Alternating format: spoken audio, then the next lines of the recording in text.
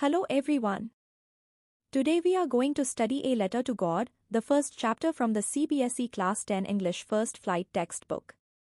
This beautiful story is written by Gregorio Lopez y Fuentes and teaches us valuable lessons about faith, hope, kindness, and human nature.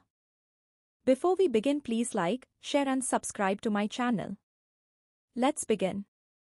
Gregorio Lopez y Fuentes was a famous Mexican novelist and journalist. He was born in 1895 and wrote stories based on the lives of ordinary people. His works often focused on human emotions, struggles, and moral values.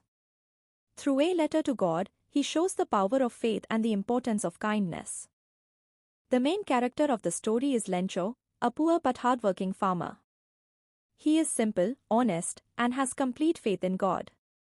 The second important character is the postmaster. He is kind, generous, and deeply touched by Lencho's faith. The post office employees also play an important role.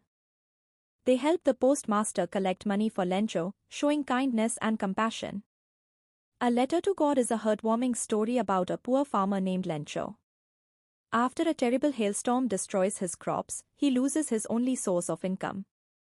Believing that only God can help him, he writes a letter asking for financial assistance. His letter reaches the post office, where the postmaster and his employees decide to help him. However, the story ends with an unexpected twist that teaches us about faith, trust, and human nature. Lencho lived with his family on a small farm in a valley. They depended entirely on their crops for their livelihood. One day, they were happy to see rain because it promised a good harvest. However, their happiness was short-lived. The rain soon turned into a violent hailstorm that destroyed all the crops. Lencho's family lost their only source of income and faced a difficult future. Although Lencho was worried about his family's future, he never lost his faith in God. He believed that only God could help him in such a difficult situation. So, he wrote a letter to God asking for 100 pesos to buy seeds and support his family. Lencho was completely confident that God would answer his prayer because he believed that God could never make a mistake. When Lencho's letter reached the post office, the postmaster was surprised to see a letter addressed to God. Instead of laughing at Lencho's faith, he admired it and decided to help him. The postmaster donated part of his own salary and asked his friends and the post office employees to contribute. Together, they collected 70 pesos and placed the money in an envelope signed God.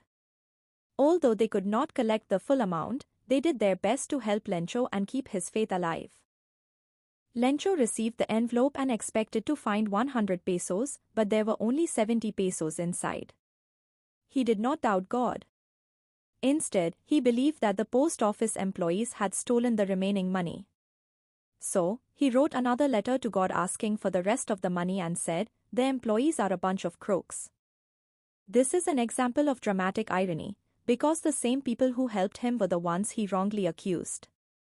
The story highlights several important themes, including faith in God, hope, kindness, generosity, and human nature. It teaches us that faith can give us strength during difficult times and that helping others is a noble act. At the same time, it reminds us not to judge people without knowing the truth and to appreciate the kindness shown by others. The story uses several literary devices to make it more meaningful. The most important is irony, because Lencho trusts God completely but doubts the people who actually helped him. Another device is symbolism.